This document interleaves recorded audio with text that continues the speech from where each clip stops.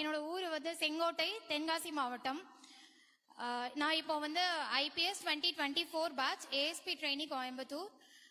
என்னோட அப்பா bus conductor, என்னோட அம்மா வந்து PD சுத்துவாங்க.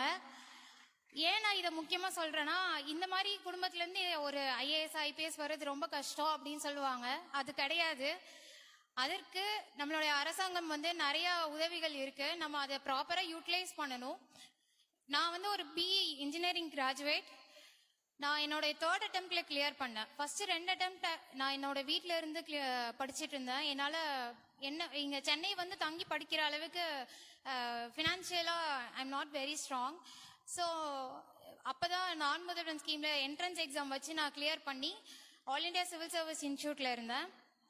ஸோ அங்கதான் நான் ப்ரிலிம்ஸ் கிளியர் பண்ணேன். தென் மெயின்ஸ் அவங்க கிட்ட இருந்தா நான் ட்ரைனிங் எடுத்துக்கிட்டேன். அங்கதான் இருந்தேன். ஏன்னா அந்த இன்ஸ்டியூட்ல there is no fees. Accommodation fees கிடையாது, ஃபுட்டுக்கு ஃபீஸ் கிடையாது, ட்ரைனிங்க்கு ஃபீஸ் கிடையாது. நம்ம அந்த என்ட்ரன்ஸ் எக்ஸாம் மட்டும் கிளியர் பண்ணா போதும். ஸோ இப்போ அந்த ஸ்காலர்ஷிப் எக்ஸாம் வந்ததுக்கு அப்புறமா எக்ஸ்ட்ரா மந்த்லி 7,500 சேர்த்து கொடுக்குறாங்க.